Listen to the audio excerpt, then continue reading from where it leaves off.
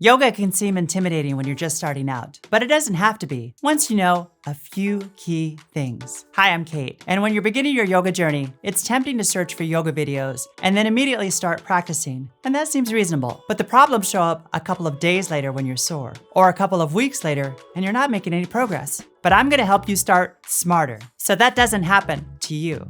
First, people will take a few yoga classes, but then they give it everything they've got. I mean, they go all out and they push themselves to the max. And then just as quickly, they burn out and get injured. If you want to be successful, you have to ramp up your level of intensity slowly. This means you do a little at a time. It's like building a fire. You start with the small stuff like dried grass. Then after a bit, you add some small twigs, then sticks, and finally you can add the big logs. If you throw the log on right away, the fire goes out. This is the same way you build a sustainable practice and not get overwhelmed. And it also helps you to minimize injury. There's even research that says a more moderate effort is more effective than going all out if you're trying to increase your level of flexibility. Plus, there's something called delayed onset muscle soreness. This is the sore feeling you have a day or two later after you've worked out hard. You want to prevent being sore so you don't have to take days off and lose your momentum. And pushing too hard is one of the reasons why you experience this delayed soreness. At the other end of the spectrum are people who feel they are not flexible enough to do yoga, so they never even try. But yoga is how you can develop flexibility. You're not expected to be flexible to start yoga.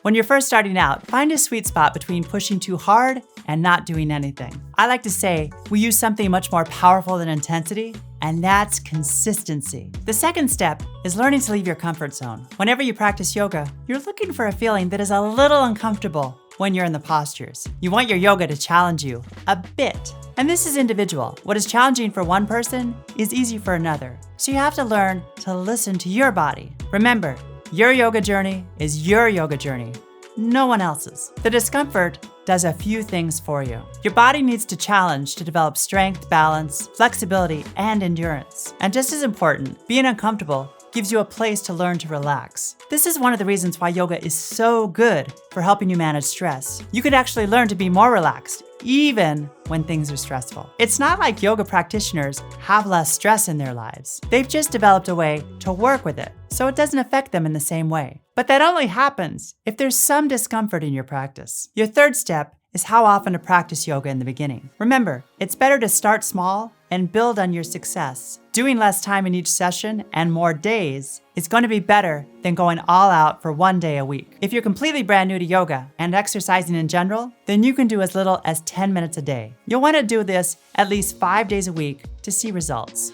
And the first week or two will be the hardest, but it gets easier. Somewhere around 2 to 4 weeks, you can increase your minimum time to 20 to 30 minutes. And because you're going longer, you only have to practice 2 to 3 times per week. Eventually, you can work your way up to longer practice sessions 5 days a week. By the way, if you're interested in having a schedule with recommended days and times, as well as a sample 30-day calendar, you'll want to download the free guide I made you. It'll also teach you everything you need to start and be successful with yoga. Simply head over to our website to download it, or click on the link in the description below. I know how daunting it can be to begin a yoga practice. You may feel like everyone else has been practicing yoga for years. You wonder if yoga is even possible for you.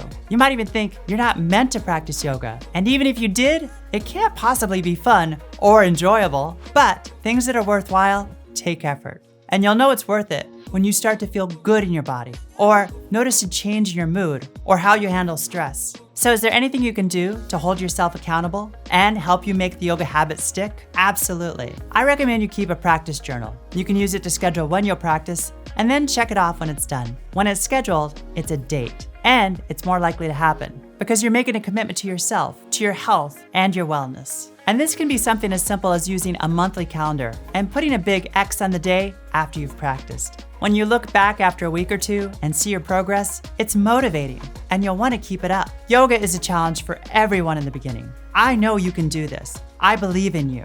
As I mentioned, in the beginning, yoga can be intimidating, but knowing more about how it works can put your mind at ease and set you up for success.